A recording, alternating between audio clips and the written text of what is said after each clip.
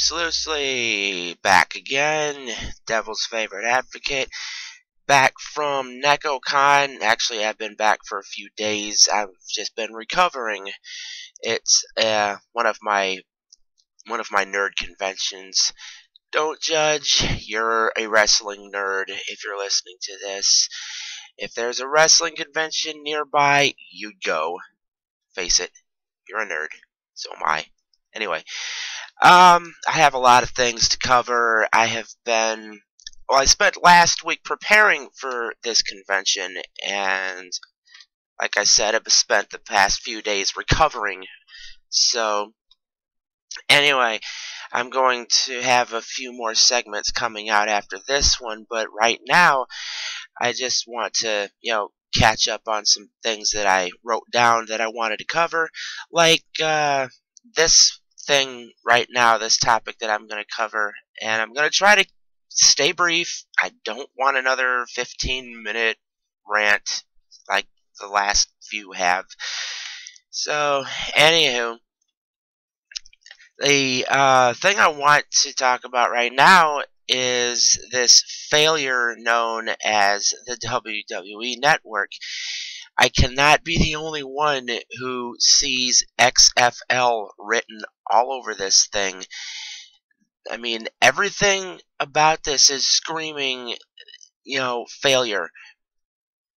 I mean, right now, as far as the programming, it's still extremely limited compared to what the WWE has in its vault.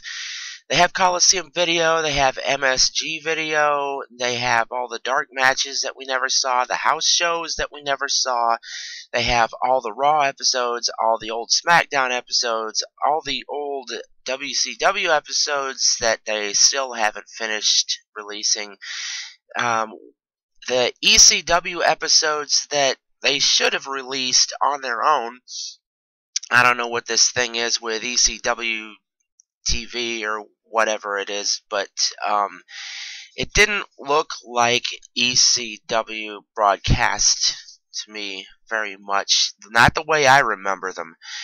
So, they need to work on their programming if they're going to attract the older viewers who remember those matches and who remember those shows and who want to see those shows again, those really old shows that are not on YouTube. And speaking of, maybe they need to provide some programming that's not already on YouTube or Netflix or Hulu or whatever. Because we can see all this stuff for free. Why do we need to pay for a network to see these things? Also, we have bad execution. The international experience has just been horrendous with this. I mean, especially the UK. As it is, only about 1/4 of Canada is available for getting the network. The UK were given a set date when they would get the network. And within a half an hour, I heard it was more like 20 minutes before the actual opening of the network to the UK, they pulled the plug. Vince come out and he gave some lame excuse about how they're still working on partnerships or deals or whatever. And it's like, I'm sorry, shouldn't you have had this done before you announced the date? I mean, that's just common sense. That's not, that is good business. What you're doing with pulling the plug merely 20 minutes before the release, that's bad. That's very bad. The incessant shilling of this $9.99 on television, bad. It's not encouraging people. It's actually discouraging people. The more it's human nature. The more we hear about something, the less inclined we are to follow through on it. The more we hear about this $9.99 garbage, the less inclined we are to buy into your network. And especially this latest desperation ploy to gain, subscribers, giving away November. I mean, don't get it wrong. You have to commit to buying at least 1 month after November. You have to commit to buying into December if you want November for free. And it's not like the pay-per-view is going to be anything special. I mean, I'm interested in maybe one, possibly two matches for Survivor Series. If they would elevate these pay-per-views quality to higher than a decent Raw episode, then maybe I would buy in just for that. But honestly, no. Um, the numbers bear it out. They think, the last report I saw, 700,000 subscribers over the previous month, to over 730,000 subscribers at the last report. Their slow growth is not due to the fact that no one is subscribing. People are subscribing. It's just that they're having a hard time retaining subscribers. People are not renewing. People are not, renewing at the rate they need them to. People aren't staying on board. Once they see what this network has to offer, they're just like, no thanks. I'm not paying another $10 a month for stuff that, only holds my interest maybe a few hours every week. NXT is about the most interesting thing they have going, and that's another matter I will touch on another post. But yeah, the pay-per-views, people get these things for free streaming anyway. Even though the quality is lower, they still get them.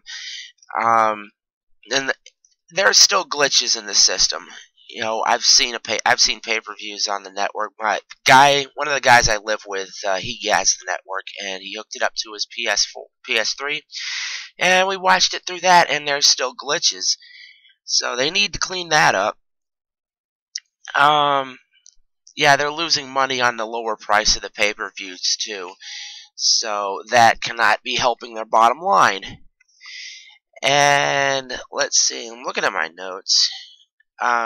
Yeah, they're also coasting along, thinking that the network will take care of itself. That, yeah, these numbers will work themselves out in enough time. Well, sorry, you guys projected 1.1 million subscribers by year's end, or at least by January. That is not going to happen. Not even close.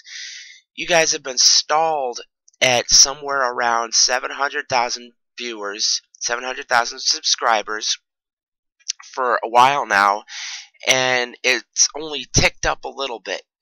The problem is you're having trouble retaining subscribers. It's because of your lousy programming, well, your lackluster programming anyway. It's because of your desperate ploys to grab subscribers, which are not working. Let's face it, you guys need to come up with something else, or else this thing will fall apart. I mean, I'm calling it right now. The WWE Network, within the next 6 months at the soonest, within the next year, is going to go the way of XFL. The fans were hot for it when it came out. After they saw what it really was, they started turning away, and the more people heard about it, the less people wanted in on it. So either get your shit together or pull the plug.